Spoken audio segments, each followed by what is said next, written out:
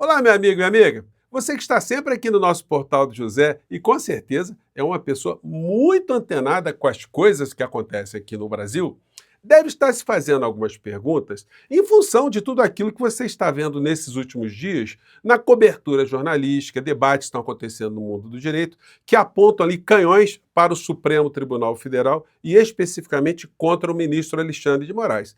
Tem algo muito estranho, né? Quando a gente vê bolsonaristas, a extrema-direita, a grande mídia, a mídia corporativa e pessoas de boa-fé no campo progressista, no campo da esquerda, todos eles fazendo um discurso muito parecido, tem algo muito errado nessa história. E o erro vem da má informação. E quando o paradigma, quando a base ela está errada, isso permite a pessoas até de boa fé cometerem erros muito grandes. Mas tem muita gente vigarista no meio dessa história também. Isso coloca para a gente alguns dilemas. O que é pior numa democracia? O jornalismo medíocre ou o jornalismo golpista? Gente do mundo do direito medíocre ou gente do mundo do direito golpista? Pois bem, a gente sabe que tem para todos os gostos figuras assim. E os que estão nas redes sociais, eles nos permitem também que a gente os desmascare. É o que eu farei aqui com vocês hoje, que tem muita coisa acontecendo, tem coisas absurdas acontecendo e é muito importante a gente ter esse nosso espaço aqui para esclarecer, né, alguns pontos e até ajudar também algumas pessoas que estão no erro aí. As pessoas, olha, eu estou embarcando numa furada, né? Bom, antes de entrar nos temas, também é fundamental convidar você que chegou ao nosso portal nesse momento e ainda não é inscrito, para que você se inscreva aqui conosco e conheça também os nossos outros vídeos. Se você gostar, compartilhe e recomende, porque são formas de você potencializar o nosso portal para chegar a mais pessoas com você. Se puder, prestigie também o nosso clube de membros. Você que é muito bem-vindo e muito bem-vindo. Bom, gente, olha, começando com essa situação nesse sábado, que ganhou, vários jornais estão noticiando isso, né? O jeguinho lustroso do Paraná veio com uma bravata. Gente, eu fico impressionado. O senhor Deltan Dallagnol, o senhor prestou concurso mesmo para procurador da República, para o Ministério Público Federal? Eu estou impressionado. Como é que o senhor fala algumas coisas que o estudante de primeiro período no direito, se colocasse isso numa prova, tiraria 0? No entanto, o senhor repete essas baboseiras jurídicas para as pessoas acreditam, né? O senhor devia pensar 2 vezes antes de ir a público para desinformar a sociedade, principalmente o mundo do direito, né? Por que eu estou falando isso, gente? Eu tenho que ser duro nisso. É porque, olha, isso aqui não é um erro primário, não. Isso aí denota uma extrema má-fé. Vamos ver o que a criatura publicou hoje. Vamos lá. Processei Alexandre de Moraes por abuso de autoridade no caso da Receita. Olha só, já virou abertura, né? Processei o ministro Alexandre de Moraes, né? Processei. Aí segue ele aqui. Pessoal, eu preciso compartilhar com vocês uma decisão que eu tomei. Eu protocolei uma notícia-crime na Procuradoria-Geral da República contra Alexandre de Ele protocolou uma notícia-crime contra o ministro Alexandre de Moraes. Moraes por abuso de autoridade. O que ele fez com o presidente do Nafisco não... Vamos esclarecer alguma coisa, porque num período tão curto, é tanta baboseira. Senhor Deltan Dallagnol, o senhor deve ter faltado algumas aulas. Então, assim, gente, olha, eu não quero ser arrogante, não, mas olha, a gente tem que desmontar esse tipo de picaretagem intelectual, né? O processo só surge quando a gente aprende assim na faculdade, né? Quando há uma relação triangular. Quando alguém entra com uma notícia ou protocola uma petição inicial, isso vai para o magistrado e o magistrado manda citar outra parte. Aí você forma o triângulo. Aí se forma um processo. Uma notícia-crime, senhor Dallagnol, não é processo. E mais, o senhor protocolou uma notícia-crime, veja só. Eu também protocolo, fiz várias petições, várias representações contra o criminoso maior da nação, de quem o senhor é fã, o senhor é seguidor. Um dos maiores criminosos do Brasil tem o senhor como um guardião jurídico, né, como um intelectual jurídico, entre aspas, no meio dessa história. Então, uma notícia-crime, ela simplesmente pode ser ignorada, não vai gerar absolutamente nada. E outra coisa, né, só moveu uma ação, quer dizer, uma notícia-crime lá na PGR, que é o órgão que está motivando o ministro Alexandre de Moraes a tomar todas as atitudes. Então, o que vai dar essa patifaria? Absolutamente nada. No entanto, o que tem de gente que acredita nessas baboseiras, Dallagnol aciona PGR contra Moraes por suposto abuso. Pelo menos usaram essa expressão, né? Suposto abuso, né? Ou seja, o abuso não aconteceu, é apenas um abuso suposto. E de onde está surgindo essa história toda? Daí a gente chega aqui nesse presidente da Unafisco, dos fiscais da Receita Federal, a entrevista que ele deu lá para Andréa Sadi. E aí o seguinte, né? A gente percebe o perfil político da criatura logo na abertura da entrevista. E aí, se você é jornalista, você já percebe esse tipo de inclinação ideológica, você começa também a modular o tipo de pergunta que você já sabe que o cara está apaixonado, o cara está grudado, o cara está vinculado a uma corrente política. Vamos ver se eu estou equivocado aqui nessa impressão aqui. Vamos lá. E na nota aqui, vocês defendem que auditores não podem ser transformados em bode expiatório em meio a essa crise no Supremo. O que vocês querem dizer com isso, por favor? A nossa leitura é que o Supremo está buscando culpados para as suas próprias crises. O Supremo está procurando culpado para as próprias crises. Então o Supremo está em crise, né? Então está procurando culpado, então o Supremo, especificamente o ministro Alexandre de Moraes, está querendo pegar alguém de bode expiatório.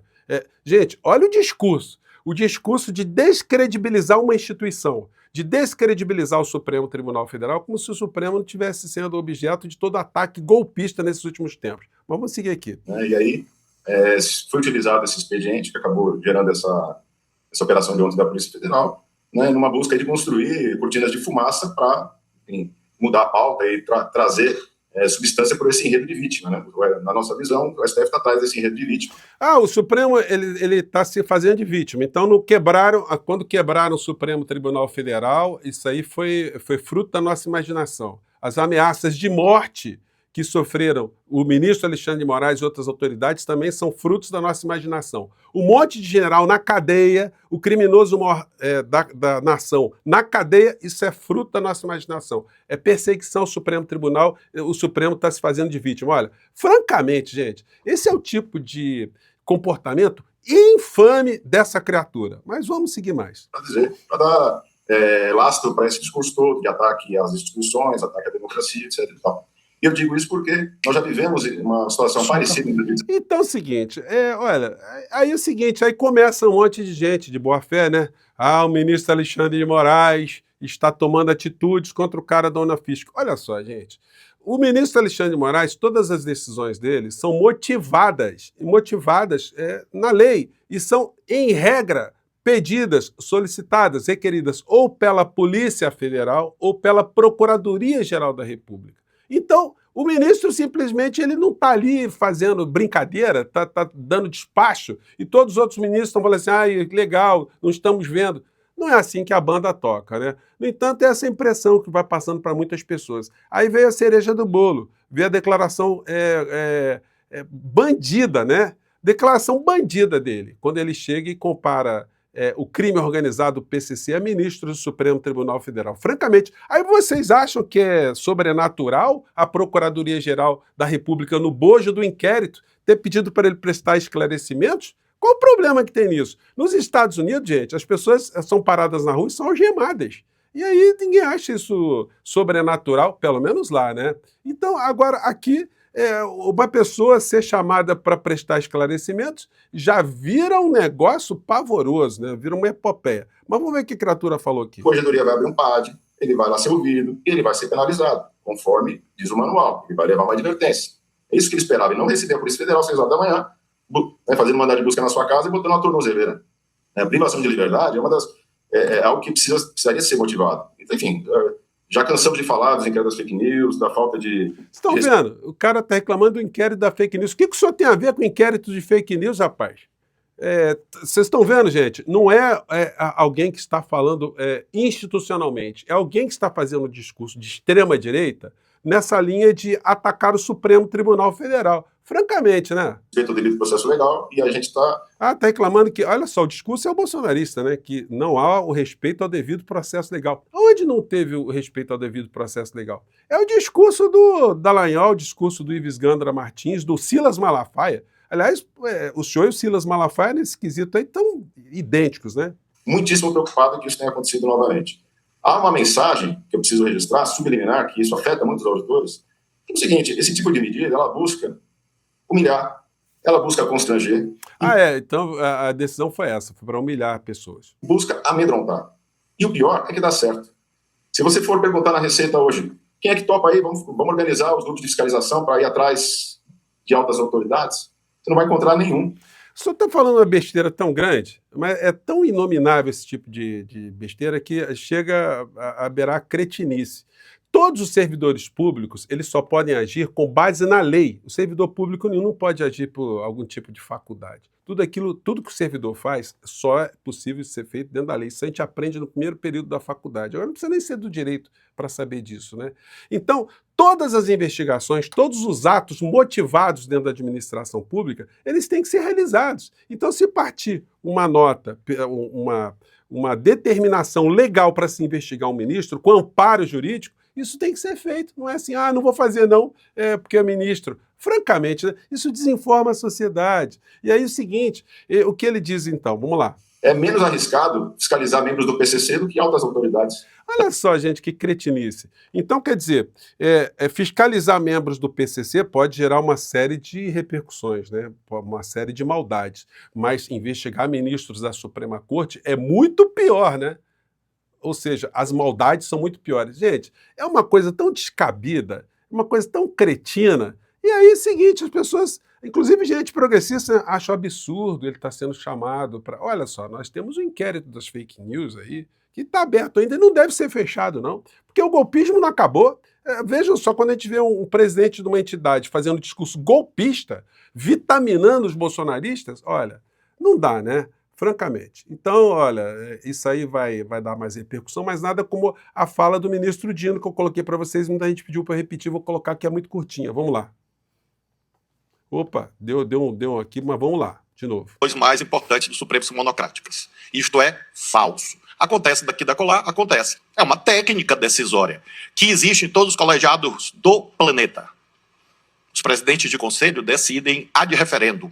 O presidente da Câmara toma decisões monocráticas, vocês sabiam? O presidente do Senado também. O presidente da República também, vejam que coisa interessante. Quem define a pauta é o plenário da Câmara? Não, é o presidente da Câmara. Quem decide questão de ordem no plenário, eu vivi isso, é o presidente.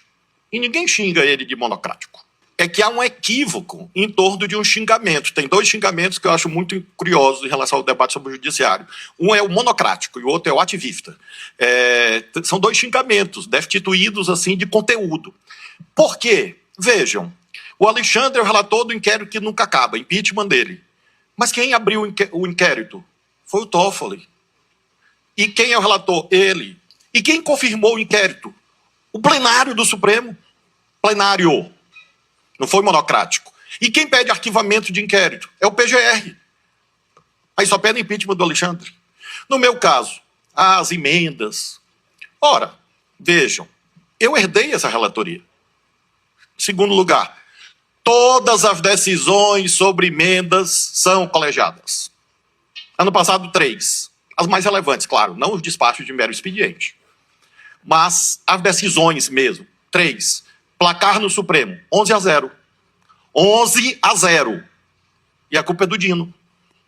Vocês entendem como o debate mal feito conduz a esse tipo de distorção? É falsa essa ideia de que as decisões mais importantes do Supremo são monocráticas. Isto é falso. Acontece daqui da colar, acontece. É uma técnica decisória. Então, gente, nessa entrevista que concedeu aqui o cidadão lá da Unafisco, ele ainda falou coisas mais graves também.